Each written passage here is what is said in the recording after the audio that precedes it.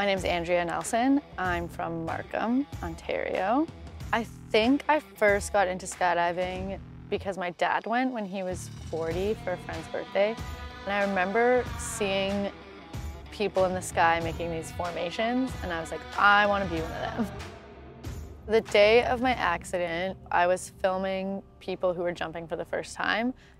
Conditions were perfect, the wind was great, everything on the jump went really well, actually. It was a mixture of a couple things. I started my turn a bit lower than usual, and I also got distracted. So during my turn, I'm basically diving my canopy towards the ground. For some reason, I looked up at some of my friends that had landed before me, and that distracted me for a couple seconds, and that's all it takes is that couple seconds. When I turned back and looked, the ground was coming at me really, really fast.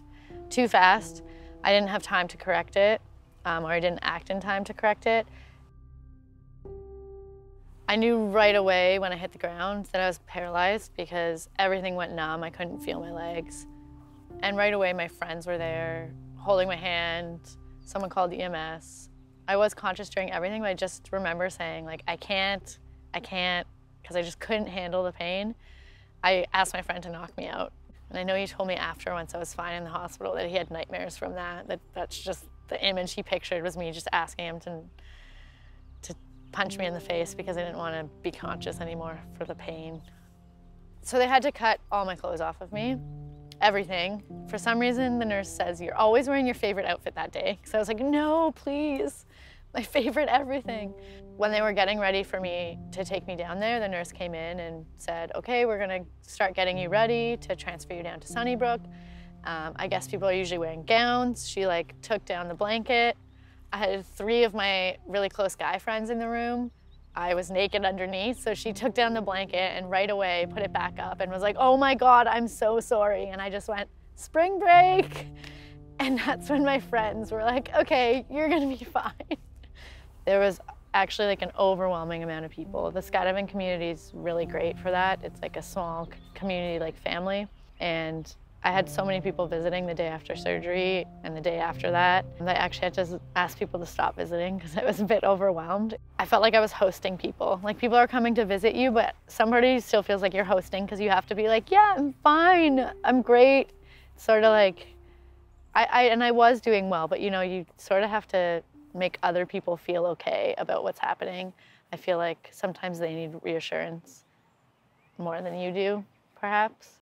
My diagnosis was paralysis. I was a spinal cord injury.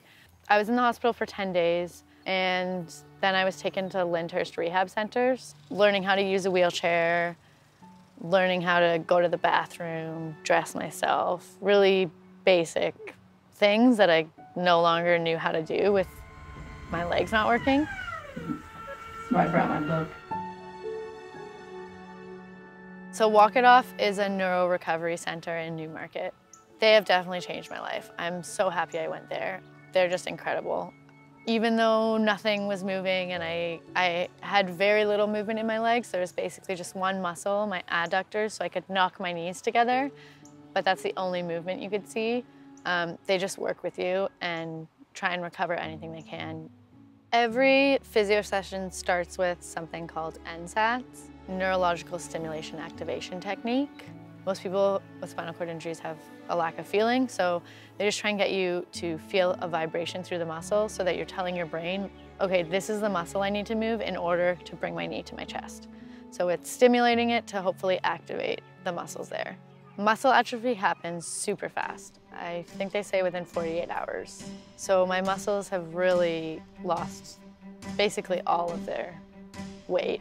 We definitely take for granted how easy it is to take a step. There's so much that's happening in your body when you're just taking a step. So many different muscles moving in certain ways. From the beginning of my injury, I was pretty confident. I always said, I'm gonna walk again.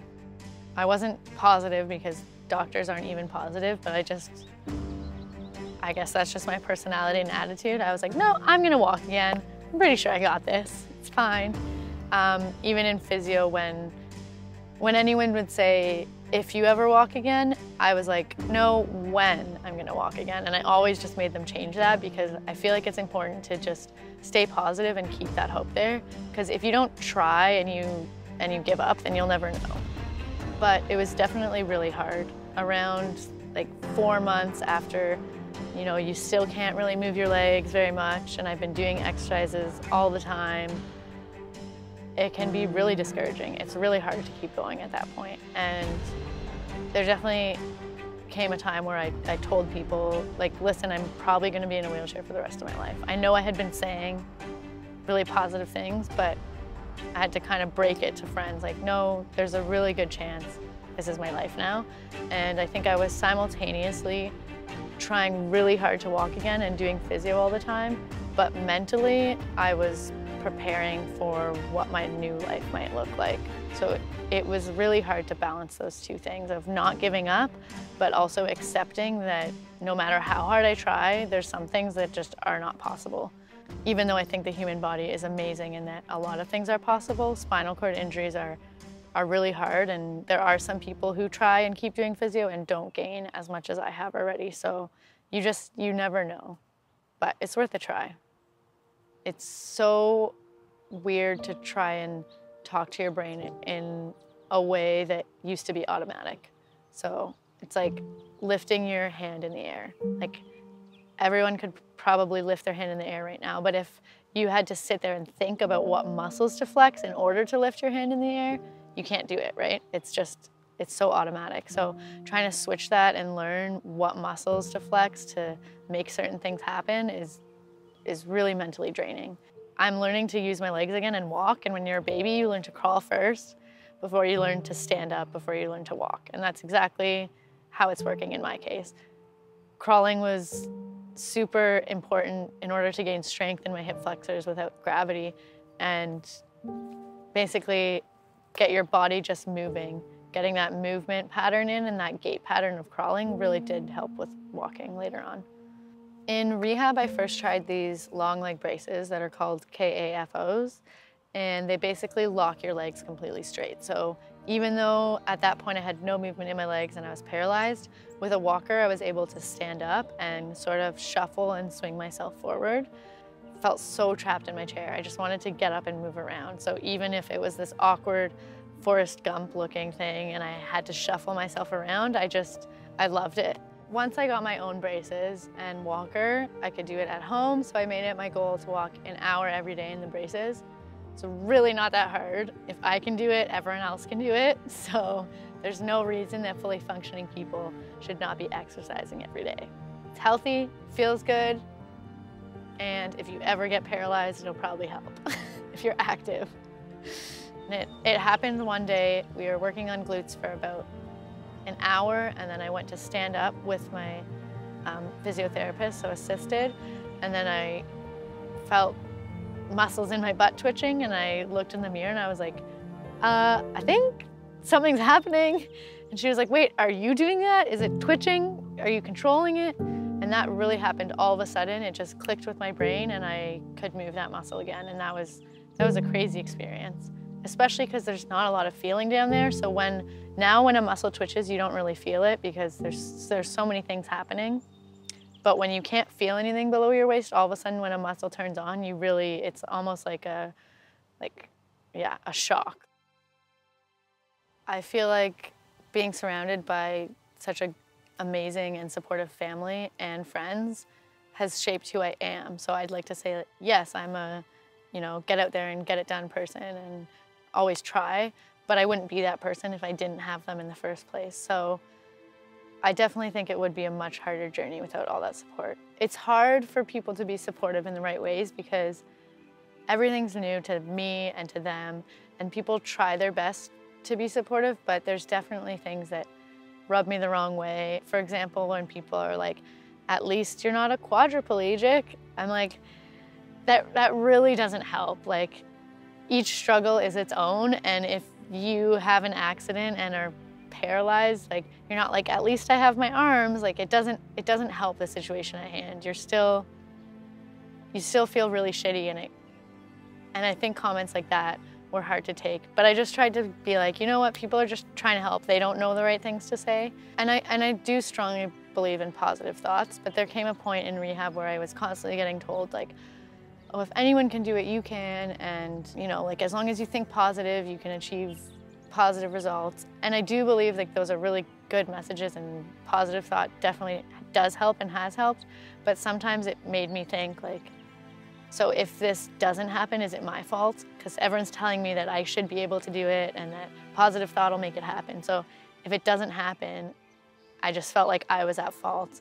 And I kind of built this guilt complex. Like I had to walk for an hour every day. I had to do all of these things because I felt that if I didn't do them, I wasn't going to get anywhere, and it would be my fault, not my body's fault or science. So I think being supportive in the right way can be hard, but I appreciate all support regardless. I definitely at times just sit there and think about what I would be doing right now if I wasn't injured. Having the accident happen and knowing I might not be able to do most of the things I love is super hard, and I don't think that will ever get easier. There's activities that I like to do, like rock climbing and slacklining and snowboarding, that I might never be able to do those again in the same way. I know there's tons of adaptive things you can do, but it isn't the same. So I think I'm trying to find love in different activities that I can now, but it's still always really hard knowing there's a life that I wanted to live that I won't be able to live anymore. Really think it's just my mistake. I messed up, and I don't think it's anyone's fault but my own. I know people might say everything happens for a reason, and there's obviously good things that come out of this, and I'm learning a lot of great lessons, but I would take it back in a second. I've met wonderful people, but if someone was like, you could press the rewind button, I would definitely rewind. There's no doubt about that. I would love my old body back. To anyone else with a catastrophic injury, I would say to just keep going. It does get better, and you do find joy and happiness regardless of your situation. There's so many sports and groups and things you can do with people who are in a similar situation to you, which definitely helps. You may find that people can't relate to you, so I think to go out and find people with similar injuries and just communicate with them helps so much. I try not to think too much about it happening because I could forever rerun that day and that situation in my head, and it's really hard, I think, when I know it's my fault. It's hard not to be angry at myself or constantly saying what ifs. So I just think it happened, I can't change the past, and I'm just gonna move forward. It's just life at the end of the day. Everyone takes life too seriously. It's just life, and we're not here for very long, so just have fun and make the most of it, I think. I can't change my situation, only to a certain extent.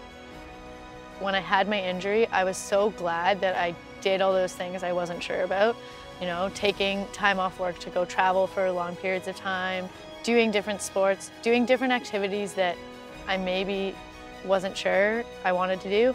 I'm so glad I did them because now I can't do those things. So if you really want to do something, quit your job, go do it. I don't think you'll regret it. Something might happen to you one day and you might no longer be able to do it. So the sooner the better.